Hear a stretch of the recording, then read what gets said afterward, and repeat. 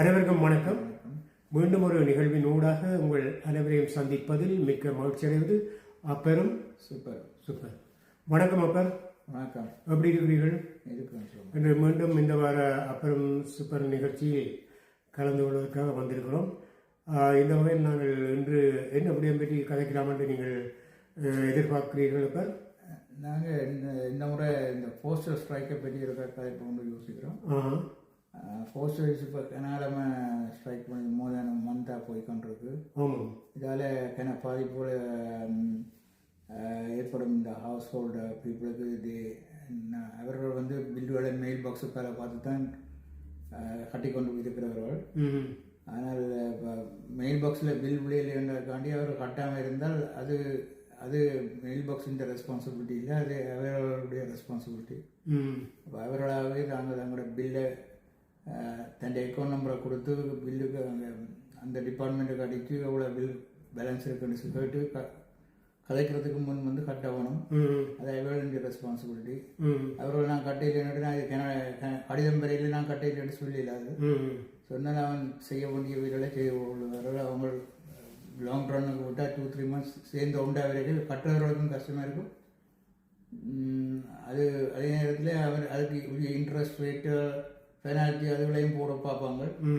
அதனுடைய அதை பற்றி கலைப்ப முடிவு யோசிக்கும். சரி, இந்த வகையில் அப்புறம் சொன்னது போல் இந்த கனடா போஸ்ட் இப்போது கிட்டத்தட்ட நான் நினைக்கிறேன் 4வது வாரமாக இந்த ஸ்ட்ரைக் போய்கொண்டிருக்கு.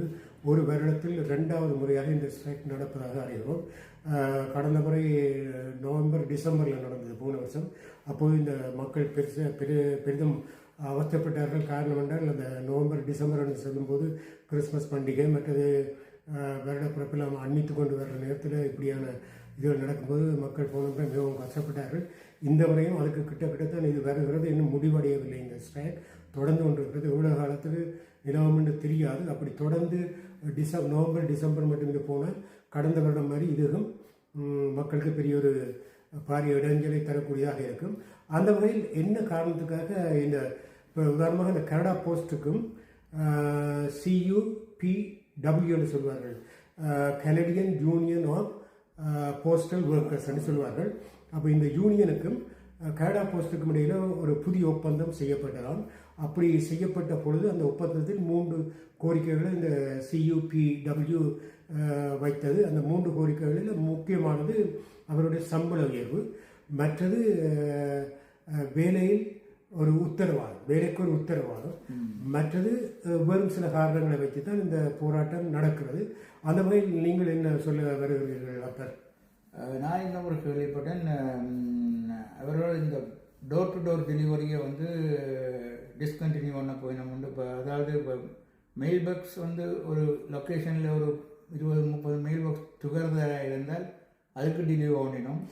ஆனால் இந்த ஒரு இண்டிவிஜுவல் மெயில் கூட கொண்டு ஒவ்வொரு வீடாக கொண்டே போடுற அந்த மெயில்மேன் செய்கிற வேலையை நிப்பாட்ட போயிடும். அதுக்கு என்ன காரணம்னு சொன்னால், இப்போ கனடா போஸ்ட் என்ன சொல்லுதுன்னு சொன்னால், இப்போ கிட்டத்தட்ட 15% கீழே தங்களுக்கு பிஸ்னஸ் குறைஞ்சிருக்குன்னு சொல்லி. ஏனென்றால் இந்த என்னன்னு சொல்கிறேன், இந்த கொரியன் சர்வீஸ் வேறு இத்தனை எல்லாம் இருக்குது, இப்படிலாம் இருக்குது தானே. அதனால் கனடா போஸ்ட்டுக்குரிய வருமானம் 15-20% குறைஞ்சிருக்காம. என்னடா பெரும்பாலானவர்கள் கனடா போஸ்ட்டு கூட இந்த லெட்டர்ஸ் மற்ற பொதிகளை அனுப்புறது குறைஞ்சி விடுது. அதனால தான் இந்த பிஸ்னஸ் குறைஞ்சாலே அவர்கள் பலரை பணி நீக்கம் செய்வதற்கு முயற்சிக்கிறார்கள். அதுக்காகத்தான் இந்த டோர் டு டோர் கொண்ட போடுறத நிப்பாட்டி ஒரு ஒரு ஒரு 30, 40, 50, 100 குடும்பத்துக்கு மத்தியில் ஒரு பாக்ஸ் மாதிரி இப்போ உங்களோட இடங்கள் எல்லாம் இருக்குதானே, அப்படி ஒன்று வச்சால் பணி நீக்கம் செய்தால் கொஞ்சம் அதில் வருமானம் கூடுந்தாலும் குறைஞ்சாலும் அது பாதிக்காது. அதனால் அதை குறைக்கிறதால பணி நீக்கம் செய்யணும் பெரும்பாலான நாட்களை.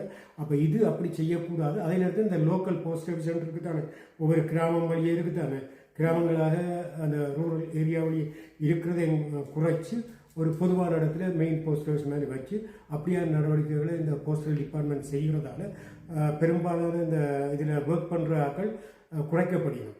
அதனால் தங்களோட வேலைக்கு ஒரு உத்தரவாதம் இல்லைன்றதால தங்களோட பணிக்கு ஒரு உத்தரவாதம் வேணும் என்றதையும், மற்றது தங்களோட சம்பளம் வந்து ஏற்கனவே கனடியன் போஸ்டல் வந்து அவர்களுக்கு இன்க்ரீஸ் பண்ணியிருக்கு. ஆனால் அந்த இன்க்ரீஸ்மெண்ட் காணான்றதான் இவருடைய இப்போதைய போராட்டம். அப்போ இதில் 2 பக்கத்துலேயும் நியாயம் இருக்குது. என்னென்று கேட்டால் அவர்கள் தங்களுக்கு பிஸ்னஸ் இல்லை என்ற காரணத்துக்காக 15% குறைஞ்சிருக்கிறதுக்காக அதிக அளவு சம்பளத்தை கொடுக்க முடியாத ஒரு சூழ்நிலை இருக்கிறார்கள். இவர்கள் தங்களுக்குரிய பணியாட்கள் வேலை குறைப்பதனாலும் தங்களுக்கு அந்த பென்ஷனுக்கு ஒரு உத்தரவாதம் இல்லை என்ற மாதிரியும் மற்றது வேறு பல காரணங்களையும் சொல்லித்தான். மற்றது என்ன சொல்லிக்கிறார்கள், அரசாங்கத்தோடு தான் இப்போ பேச்சுவார்த்தை நடக்குது. யூனியனோடையும் கனடா போஸ்டரோடையும் டிரெக்டாக அந்த பேச்சுவார்த்தை நடக்குது. அந்த மினிஸ்ட்ரியோட நடக்குது பேச்சுவார்த்தை. அப்போ அந்த மினிஸ்ட்ரி என்ன செய்திருக்குன்னு சொன்னால், இந்த வேலை நிறுத்தத்தில் ஈடுபட்டவர்கள் இடைக்கால பணி நீக்கம் செய்யப்பட்டுள்ளார்கள் என்றால் அந்த இடைக்கால பணி நீக்கம் என்ற என்ன கருத்து, இவர்கள் ஸ்ட்ரைக் பண்ணுற நேரத்தில் உள்ள சம்பளம் வழங்கப்படாததான் அதில் உட்கருத்து. அப்போ இது எதிர்த்து தான் மேலும் வலுவாக இந்த ஸ்ட்ரைக் தொடருது. அதாவது இதான் அந்த CUPWன்னு சொல்றது, Canadian union of postal workers. அப்போ அவர்கள் தான் இதை டிமாண்ட் பண்ணுறாங்க. இப்போ இதெல்லாம் தவிர்க்கப்படும். அப்போ இந்த அடிப்படையில் ரெண்டு பக்கத்துலேயும் நியாயம் இருக்குது. அப்போ இதை பற்றி உங்களுடைய கருத்து? இதால் பாதிக்கப்படக்கூடிய இந்த கிராம பக்கங்களில் உள்ள இந்த ஸ்ட்ரைக் வந்து ஒன்றாரியோ முழுக்க நடந்துருக்கு. தேசிய அளவில் நடக்குது. கிட்டத்தட்ட 55,000 ஒர்க்கர்ஸ் வந்து ஸ்ட்ரைக்கில் நிற்கிறார்கள் அறியப்பட்டிருக்கு. அதனால் கிராம பக்கங்களில் வந்து வீடுகளை இந்த டவுன்டோர் இருக்கிற மாதிரி டோர் நெக்ஸ்ட் ஒரு 30 அடி 20 அடிக்கு ஒரு வீடு இல்லை. ஒரு வீடும் ஒரு 20 கிலோமீட்டர் 5 கிலோமீட்டருக்கு தான் ஒரு வீடு இருக்கும். அப்படி பார்த்தாக்களுக்கு ஒரு கம்மனாக ஒரு மெயில் பாக்ஸை வச்சு போய் மெயில் எடுக்கிறன்றது கொஞ்சம் டிஃபிகல்ட்டி. இல்லை, இப்போ அரசாங்கத்தின் கணிப்பு என்னென்னு கேட்டால், அரசாங்கம் போஸ்டல் டிபார்ட்மெண்ட்டுன்ற கருத்து என்னென்னு கேட்டால், இப்போ டோர் டு டோர் போடைக்க கன பேர் எம்ப்ளாயிஸ் இவ்வளவு இருந்தவர்களை வச்சு சம்பளம் கொடுக்கணும். அவருடைய போஸ்டல் டிபார்ட்மெண்ட்டு வருமானம் குறைந்து விட்டது. ஏனென்றால் இப்பொழுது இந்த பொதிகள் லெட்டர்ஸ் எல்லாம் அனுப்புகிற எல்லாம் ப்ரைவேட் கொரியன் சர்வீஸில் வேறு இதில் எல்லாம் செய்கிறதால போஸ்டல் டிபார்ட்மெண்ட் முந்தின மாதிரி இல்லை.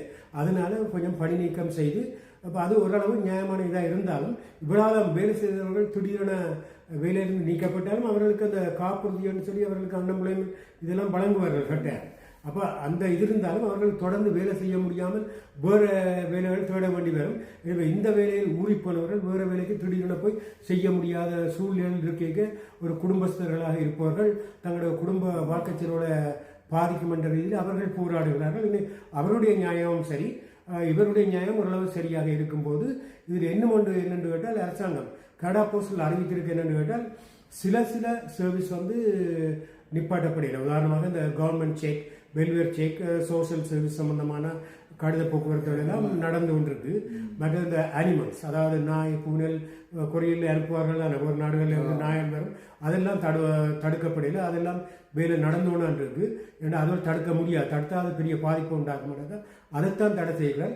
அதே நேரத்தில் ஏற்கனவே இந்த தங்களோட சர்வீஸில் பார்சல் அனுப்பவோ அல்லது லெட்டர் அனுப்பவோ ரிஜிஸ்டர் பண்ணி பே பண்ணி இருந்தால் அது திரும்ப வழங்கப்படும். நீங்கள் வந்து உங்களுடைய அந்த ரிசீட்டை காட்டி அதை வேண்டிக் கொள்ளலாம். ஆனால் இந்த ஸ்ட்ரைக் எவ்வளோ காலத்துக்கு போகும் என்று சொல்ல முடியாது.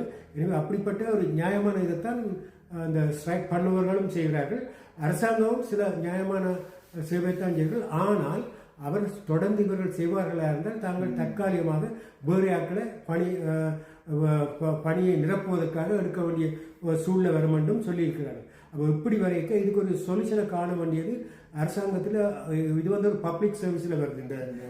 இந்த போஸ்டல் சர்வீஸ் வந்து பப்ளிக் சர்வீஸில் வருது வரைக்க அந்த மினிஸ்ட்ரிக்கு தான் இது வரும். எனவே அந்த மினிஸ்ட்ரியில் இப்போ இருக்கிறது யாருங்க, எனக்கு பேர் ஞாபகம் இல்லை, ஏதோ ஒரு பேர் மறந்துட்டேன். அவர் தான் இதை கதைச்சு முடிவெடுத்து மக்களுக்கும் பாதிப்பு இல்லாமல் போஸ்டல் டிபார்ட்மெண்ட்டுக்கும் பாதிப்பு இல்லாமல் நடவடிக்கை எடுக்க வேண்டியது அரசாங்கம் தான் என்றால் என்னுடைய கருத்து. இப்போ தொடர்ந்து வேலை செய்கிறவர் ஓவர் டைம் செய்யறதுக்கு மறுக்கிறாரு. 8 ஹவர்ஸுக்கு மேலே ஓவர் டைம் செய்ய அது இப்போ அந்த பணி இப்போ இந்த ஸ்ட்ரைக் நடந்துருக்கு. முழு பேரும் ஸ்ட்ரைக் பண்ணுற வேண்டியது முக்கியமான சர்வீஸில் உள்ளார்கள் பணி செய்யணும்னு இருக்கிறார்கள். ஆனால் அவர்கள் ஓவர் டைம் செய்ய மறுக்கிறார்கள். இந்த ஸ்ட்ரைக் நடந்தாலே ஒரு பார்ட் டைம் எம்ப்ளாயீஸுக்கு ஒரு ஆப்பர்ச்சுனிட்டி இருக்குமென்று நான் நினைக்கிறேன். இந்த அப்படி பார்ட் டைம் ஆப்பர்ச்சுனிட்டி இருந்தாலும் அவர்கள் திடீரென இந்த ஸ்ட்ரைக் சீரியஸாக போய் கொண்டு எடுக்க மாட்டார்கள். எடுத்தால் இன்னும் சீரியஸாக போயிடும். அப்புறம் அவர்களையும் எடுத்து போட்டு இவர்கள் தற்காலிகமாக பணியிட நிறுத்தம் செய்திருந்தால் இவர்களையும் திருப்பி போடைக்க அவர்களையும் திருப்பி வேலையிலிருந்து நீக்க பெரிய ஒரு காம்ப்ளிகேஷன் உண்டாகும். எனவே அப்படி உடனே செய்ய மாட்டார்கள். இதுக்கு ஒரு சொல்யூஷன் இப்போ பேச்சுவார்த்தை நடத்தி கொண்டு தான் இருக்கிறார்கள். அது என்னென்ன சொல்யூஷன் பெறும், எப்படி தீர்வு வருமென்றது இன்னும் முடிவாக தெரியவில்லை. ஆனால் பேச்சுவார்த்தை தொடர்ந்து நடைபெறுவதாகவும், ஆனால் டிரெக்டாக கனடா போஸ்டும் இந்த CUPWவும் டிரெக்டாக பேசவில்லை. அரசாங்கத்துக்கும் இருக்கும்போதெல்லாம் இந்த பேச்சுவார்த்தை நடப்பதாக சொல்லப்படுது. என்ன முடிவு எடுக்கிறார்கள் தெரியாது. ஆனால் அவர்கள் இன்க்ரிமெண்ட் செய்திருக்கிறார்கள்.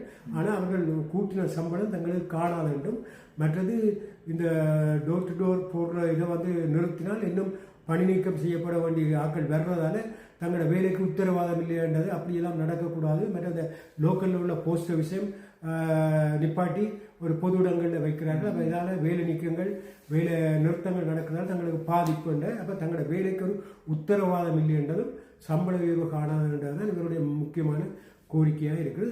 இதை விட வேறு என்ன சொல்ல சொல்லுங்கள். இதால் இப்போ பென்கனியர்ஸ் சீனியர்ஸ் சிட்டிசன்ஸ் இது கூடுதலாக பாதிக்கப்படுவார்கள்னு நினைக்கிறேன். என்ன வகையில் என்னென்று சொன்னால் அவர்களுக்கு இந்த சில பில்லுகள் மெயில் பாக்ஸில் வந்தால் தான் பே பண்ணி பழக்கம். ஆமாம். அவர் மெயில் பாக்ஸில் போய் திறந்து அவர்கள் பில்லை காணவில்லைன்னா பே பண்ணாங்களே விட்டுடுவார். அது பில் என்ன செய்வார்கள் அக்யூமுலேட் பண்ணி கொண்டிருக்கும். ஒவ்வொரு மாதம் அக்யூமுலேட் பண்ணி அது உங்களுக்கு இருந்தால் போல 3 மாத பில் அப்படி ஸ்ட்ரைக் முடியல 3 மாதம் சொன்னால் 3 மாத பில்லும் தொடர்ந்து ஒண்டாவரைக்கே கட்ட முடியாத ஒரு சூழ்நிலை உங்களுக்கு ஏற்படும். இங்கே காசு வார சொட்டு காசு அது செலவழிக்கிற ஈஸி. காசு ஒன்றும் பில் கட்டையில்னு சொன்னால் காசு இருக்காண்டு நாங்கள் போய் ஒரு ஃபர்னிச்சரை பண்ணுவோம், ஒரு சாமான வண்டி அதை இல்லாமல் பண்ணிடுவோம். ஆனபடியால் அந்த பில் எந்த டிபார்ட்மெண்ட்லேருந்து வருது எத்தனாந்தேதி வருதுன்றது உங்கள் வீட்டு சொந்தக்காரர்களுக்கு தெரியும். அதே மாதிரி நீங்கள் சொல்கிற அந்த விஷயம் முக்கியமான விஷயம். இந்த வகையில் முக்கியமான வாயில் போனவர்கள் பென்ஷனியர்ஸ் இருப்பார்கள். அவர்கள் மாதம் மாதம் மெயில் பாக்ஸுக்கு போய் பில்லை பார்த்து எடுத்து தான் தங்கள் அக்கௌண்ட்லேருந்து பே பண்ணுவார்கள். அப்போ இப்படி இத்தனை பேருக்கு ஸ்ட்ரைக் ஒன்று நடக்குதுன்றது கூட தெரியாமல் கூட இருக்கலாம். அப்போ இந்த மாதம் பில்லை காணையில் என்று யோசிச்சு போட்டு பேச இருப்பார்கள். எனவே அப்படிப்பட்டு இதை பார்த்து கொண்டிருப்பவர்கள் வயது வந்தவர்கள் எப்படி தெரியாமல் இருப்பவர்கள் இது பற்றிய உங்களுடைய பில் என்னென்ன ஒன்று ஹைட்ரோ பில் வரும். ஒரு மாதம் மோஸ்ட்லி சில பேர் டைரக்ட் விட்ரோவலுக்கு கொடுத்துருவாங்க. அப்படி கொடுத்தவர்களுக்கு எந்த பிரச்சனையும் இருக்காது. சில பேர் மோஸ்ட் ஆஃப் த பீப்புள். அப்போ நீங்கள் அதை பற்றி என்னென்ன பில்லு எப்படி கட்டணும், என்ன விதமான தொடர்புகளை ஏற்படுத்தணும் அதை பற்றி கொஞ்சம் சொல்லுவோம். இங்கே மெயின்லி எலக்ட்ரிசிட்டி பில் ஒவ்வொரு மாதமும் பெறும். கேஸ் பில் எம்பிரிக் பில் ஒவ்வொரு மாதமும் பெறும். அதை விட utilities water bill every 4 months பெறும். இந்த உங்களுடைய பழைய பில்லுலேயே அதுக்கு தொடர்பு உள்ள நம்பர்கள் இருக்குது. அந்த நம்பருக்கு அடிக்கி உங்களுடைய அக்கௌண்ட் நம்பரை கொடுத்தீங்கன்னு சொன்னால் உங்களோட இந்த மாத பேலன்ஸ் எவ்வளவு நீங்கள் கட்டணுன்றதை அவங்க சொல்லுவாங்க. உடனே நீங்கள் கட்டிக்கலாம். அப்போ அதுக்குரிய நம்பர் நாங்கள் சொல்லணுன்ற அவசியம் இல்லை. நீங்கள் எந்த பில்லை நீங்கள் கட்டணுமென்று நீங்கள் நினைக்கிறீர்களோ அதுக்கு முதலே உங்களிடம் வந்த பில் இருக்கும். நீங்கள் கனகாலமாக பே பண்ணியிருப்பீர்கள். எனவே உங்களுக்கு வெறும் நம்பர் சொல்லாவிட்டாலும் இந்த முறை உங்களுக்கு வழக்கமாக நீங்கள் பே பண்ணி இருந்ததால் உங்களுக்கு தெரியும் இந்த மாதம் பில் ஒன்றும் வரையில் என்ன பிரச்சனை நீங்கள் கொஷின் பண்ணிக்க தெரியும். என்ன காரணத்துக்கு வரையினா அவங்களோட பழைய பில்லு அந்த நம்பர் இருக்கும். உதாரணமாக எந்த ஃபோன் நம்பருக்கு நீங்கள் அடிக்கணும். அப்போ அதை பார்த்து நீங்கள் அதனுடைய நம்பருக்கு தொடர்பு கொண்டு என்ன மாதிரி செய்யலாம், அல்லது நேராக போய் கட்டுறதா அல்லது உங்களோட டிரெக்ட் பேமெண்ட் இருந்தால் அதன்படி உங்களோட பேங்க் அக்கௌண்ட்டில் போய் செக் பண்ணலாம் உங்களோட காசு கழிஞ்சிருக்கா. இப்படி பல விதமான வசதிகள் இங்கே இருக்கிறதால அதை பற்றி நீங்கள் கவலைப்பட வேண்டிய அவசியம் இல்லை.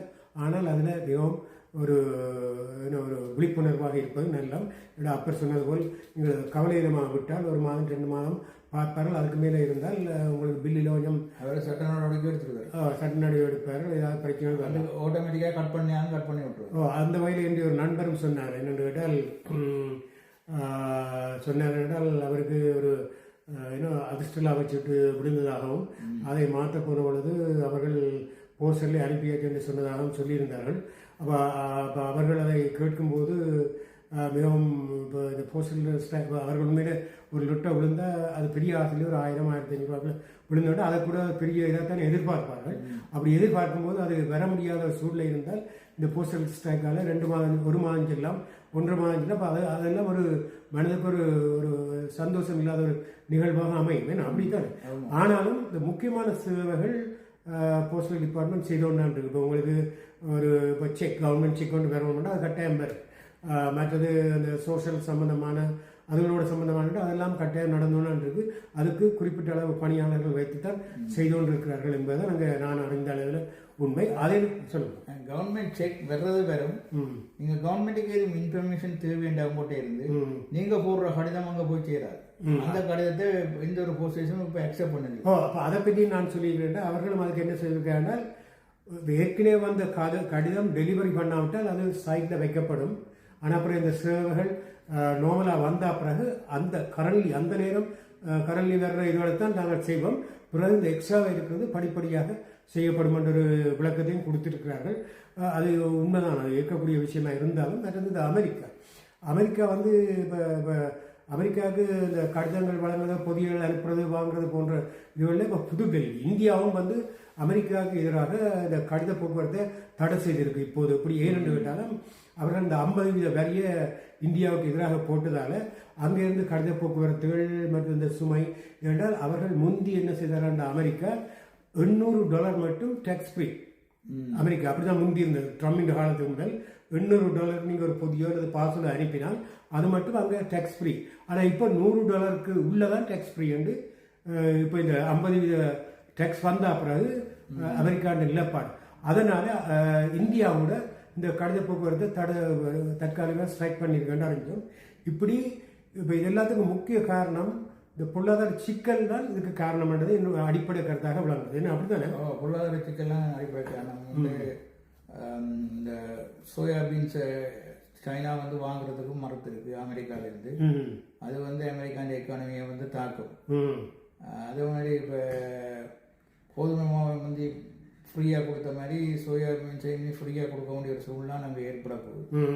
மற்ற அங்கே இந்த ஃபார்மர்ஸ் வந்து சரியாக தாக்கப்படுற இமிகிரேஷன் வந்து இந்த ப்ராப்பர் இல்லீகலாக இருக்கிறவர்கள் எல்லாரையும் வெளியில் அனுப்புகிறார்கள். ஆமாம். அதால நான் எத்தனையோ தோட்டங்களை பார்த்தேன். அதில் எல்லாம் கத்தரிக்காய் கீரை எல்லாம் புடுங்குறதுக்கு ஆக்கள் இல்லாமல் கிடந்து காஞ்சோட. இதெல்லாம் வந்து சரியான நட்டத்தை தான் அமெரிக்காவை கொடுக்குது. சரி, அந்த வகையில் இன்று நாங்கள் இந்த போஸ்டல் டிபார்ட்மெண்ட் பற்றியும் இதனுடைய ஸ்ட்ரைக் பற்றியும் சிறப்பாக கட்டும். உண்மையில் நாங்கள் இன்றைக்கு எடுக்க இருந்த விஷயம் இந்த UNO-வில் நடந்த சில முக்கியமான விடயங்களை பற்றி தான் கலைக்க வேண்டியிருந்தோம்.